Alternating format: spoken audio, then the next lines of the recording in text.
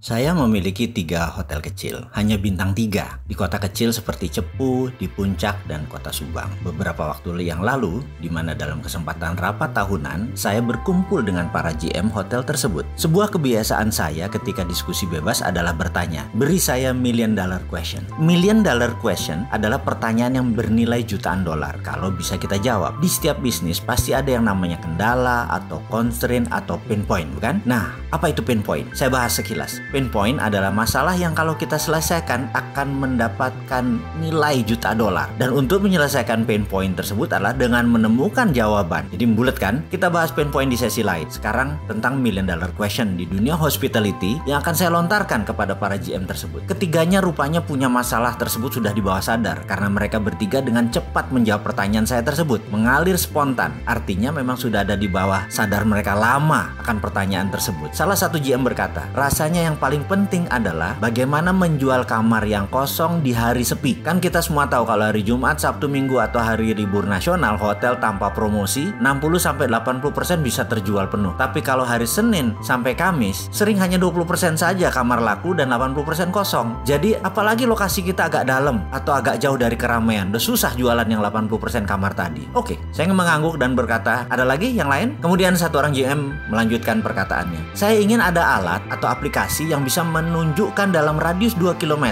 dari hotel saya ada berapa orang yang perlu kamar sekarang. Oke, saya bilang. Yang lain lagi, satu orang lagi yang terakhir berkata, pekerjaan anak-anak front desk, ada nggak aplikasi yang membuat mereka bisa bekerja dengan cepat? Karena rata-rata itu adalah 10-15 menitan lah kami melayani tamu di front desk. Kalau tamu tadi ada ngantri aja di belakangnya karena sore hari ada yang masuk kemudian ada yang ngantri di belakangnya, atau malam deh tersering, itu bisa 30 menit. Padahal melalui OTA atau .com segala macam itu malah lebih merepotkan karena data administrasinya ada di kita. Dia cuman good dalam paymentnya saja. Jadi administrasi harus tetap kita kerjakan manual. Mendengar komentar ketiganya, saya langsung berpikir keras seperti kebiasaan kaum introvert yang dicampur kaum intuitif seperti saya. Saya mikir saja. Tiba-tiba klik di kepala saya ada sesuatu yang sepertinya bunyi. Lalu saya berkata, kalau saya bisa jawab ini semua artinya kita akan dapat $1 million bisnis. Betul? Bertiga mengangguk. Padahal saya ini bukan berbicara pada mereka, saya setengahnya berbicara pada diri sendiri. Begini, kan aplikasi online traveler itu kebanyakan melihatnya dari sisi traveler, bukan dari sisi kalian para hotelier. Bener nggak? OTA, online travel agent, itu kan punya pihak ketiga. Bagaimana kalau saya buatkan aplikasi dari kacamata hotelier sekarang, dari kacamata kita? Jadi ini merupakan hotel platform, hotel yang menentukan segalanya, mulai dari pricing sampai HMS, software atau hotel management system, semua ada di front desk. Bahkan di front desk tersebut jika ada traveler, dia cuma ngasih QR code, dipotret, data pindah dan langsung kasih kunci. Jadi tugas front desk hanya satu. Setelah QR code dikasih tadi, tinggal samakan identitas dia dengan di QR code, lalu kuncinya dikasih. 1 menit selesai. Lalu saya bilang, bagaimana kalau saya siapkan aplikasi di mana kalau traveler cari kamar, nggak usah jauh-jauh hari nyari kamar. Pada saat dia lagi butuh kamar, dia tinggal pencet aplikasinya on di aplikasinya, maka secara otomatis aplikasi itu akan menyebar ke seluruh hotel yang terdekat dalam jarak 2 atau 3 km. Dan semua hotel yang mendapatkan info dari traveler tadi yang sedang cari kamar, hotel lah yang ngebid atau yang menawarkan ke traveler tersebut. Mau nggak